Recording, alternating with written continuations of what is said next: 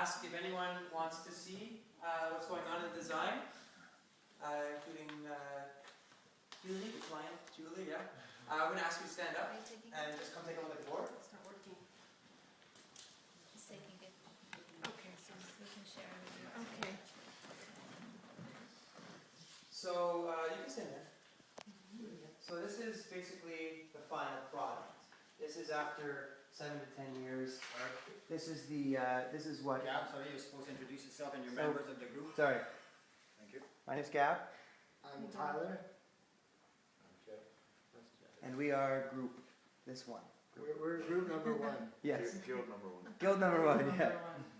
Okay, so this is basically stage 3, phase 3, whatever you want to call it. The final, if everything goes according to plan. This is kind of the plan here. So you would have a forest garden at the far end. You would have a heavy producing plot section here, individual plots, mostly annuals with some perennials interspersed. And then this area here would be a perennial community garden, mostly perennials, things like pollinators, useful mulch plants, all that kind of stuff. So that would be, again, 7 to 10 years down the road. So first things first. Sorry, can you orient me? Sure, yes. Here's the creek. This is the There's this is the north. barn. This is That's the north. barn. Yeah, Gotcha. so you come in here, and then the entrance is somewhere about here. Gotcha, okay. Okay, so now we're going to go back to phase 1, step 1, stage 1. And I just want to start by saying that ideally this would be 1 year after an initial turning of the ground Cool. and a reseeding using a, I love how you've done this. This is really good. right on, using a, see if I can find it here. Okay, here it is. Using, so you would just bring in a local farmer to kind of help you out, and you would turn all the soil, and at first, in early spring, you would buckwheat it, cover it in buckwheat, and then kind of early summer, you flip the buckwheat in, and you sow oats, and all this is to get rid of the grass, because there is lots of crazy grass there. So you get rid of it, so then you do the oats, and that kind of goes all summer, and then you flip that in, and then you plant a winter rye, so ideally that would be year 1. And then starting in the next spring is when you would reflip everything again, and then you would seed this to red clover, which is a perennial and a nitrogen fixing perennial, and maybe some other stuff too that would help compete with the grass. Maybe you could also keep some rye or some buckwheat or some oats as well here, and then start some of your earthworks. And at this point, I'm going to send it over to Tyler. Me. So first thing we noticed about the property is that you guys have a lot of overgrown trees.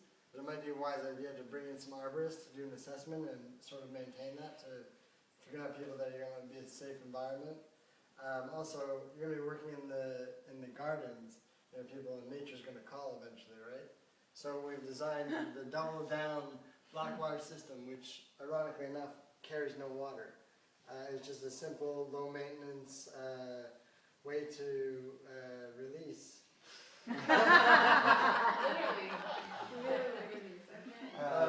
And we can go into more detail about that later. Yeah, I'd like to hear more about that. Yeah, Gregoire brought it up, and it's a really interesting concept that you don't dig, and you don't have to maintain it, you don't have to pull out anything. It's just Really? basically, yeah, what happens is there's 2 toilets here.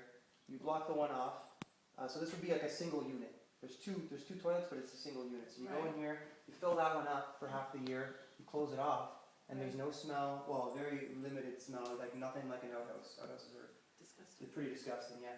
And then once that one's full, you kind of close it off and you use the other one. And then throughout that whole half a year, all that waste is then turned into basically a compost, which after 6 months, it's smell-free, and it's really good stuff that you could use anywhere on the property, or you could just ship it off, whatever, very little scent. So along with the arborist assessment, you guys have some wonderful fruit trees that they could probably help maintain and create a productive yield out of those. But going back to the first bed that we're going to be starting with, and we're designing a sort of arbor-inspired layout design, which would be raised beds with hay bales in the pattern of a branch or a leaf. And then we also have the multi-purpose sheds, which will be catching rainwater for garden, for watering plants, but in the back it also contains the compost. Inside is where people would be getting their tools. And From the highway, there's elevation, a slope, and it tended to slope in this direction, as well as off the hillside where the trees are. It would kind of slope also in this direction. So it seemed natural to me to put in a little water catchment area in here. And Gap had the idea of drilling just the first year or something, just seeing how well it contains the water, digging down. And our overflow system would lead to a secondary swale right above the gardens, which would also slowly seep water into the garden area, so it would require less watering. And also, just to get a little overview of the whole property. So this is the barn and this is the paddock area. Okay. Yeah, we would reforest along the highway line just to keep out noise and air pollution and visual pollution, and also to filter out anything that's washing off from the highway. And where your neighbors are over here, I was thinking we could also swale here just to catch water before it goes into the creek, but also to plant some evergreen trees or whatever you'd like to maybe just establish the boundary line of the property. So if you ever in the future wanted to utilize this space, it would be more private, and you'd already have something growing up here that you could graze animals or whatever you'd like to do there. wouldn't be people walking through the backyards of the neighbors, right? Because there's going to be that privacy line there. Okay, so that's basically stage one, year one, or I guess year two, if you considered year one, was the turning of the soil and the cover crop. So now in stage two, which would be years 2 to 5, it's kind of a transitional period here. So at this point, in the first year, your members would be using these beds to basically do whatever they want. They can grow whatever they want in these beds. It's all up to them. And that's basically the plot system is right there.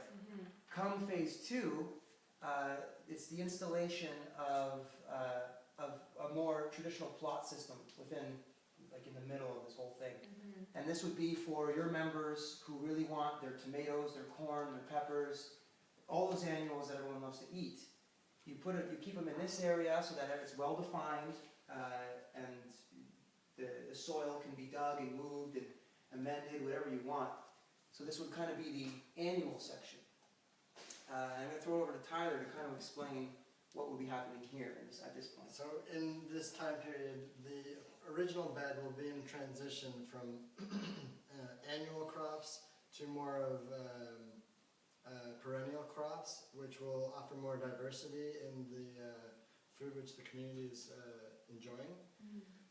Along the edges here, we decided, because there's rolling hills that are all leading down here, and frost has a tendency to flow down the hills like molasses. And I thought that if we put a little bit of a barrier, that could maybe stop some. If you guys have a surprise frost one night, it wouldn't hurt the plants as badly.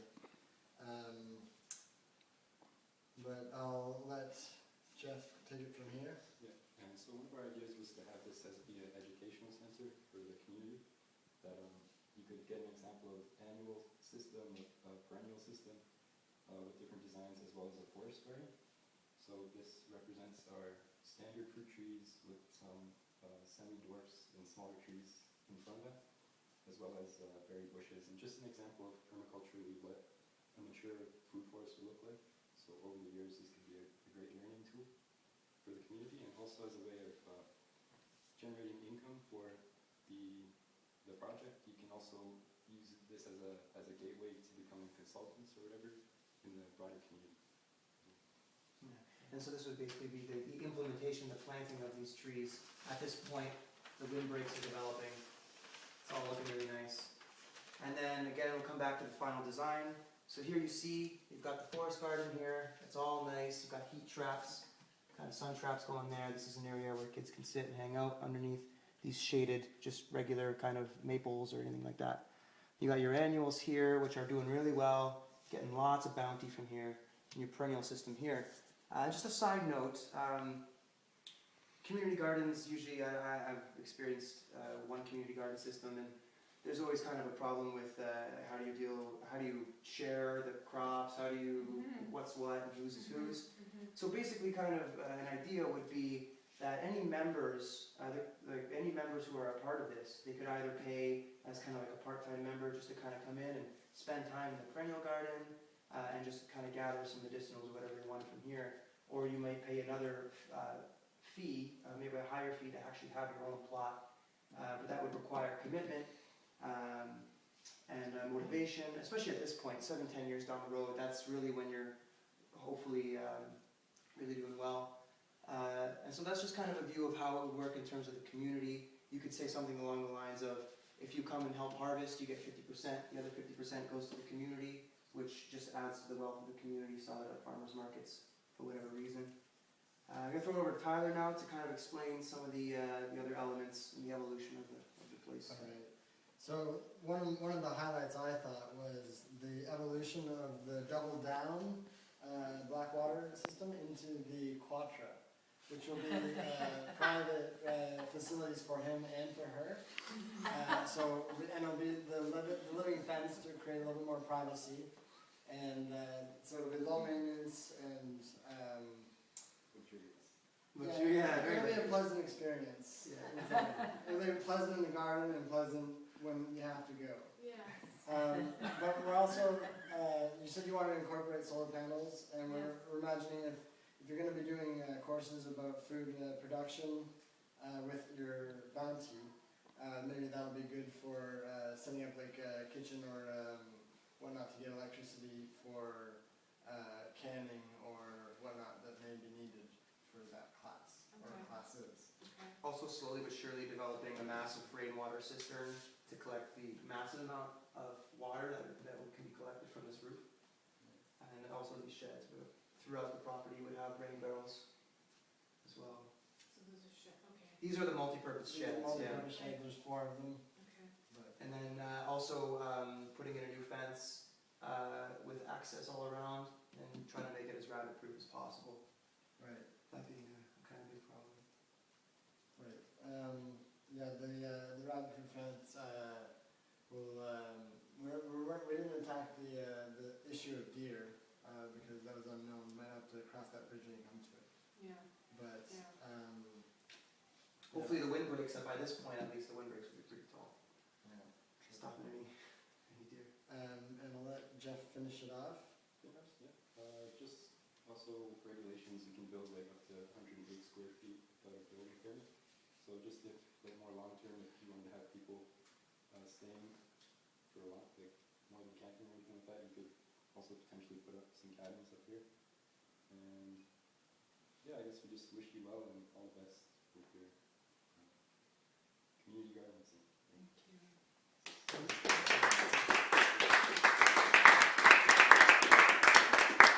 Any question or clarification for Mm-hmm. Lee, or First, I think it's comment?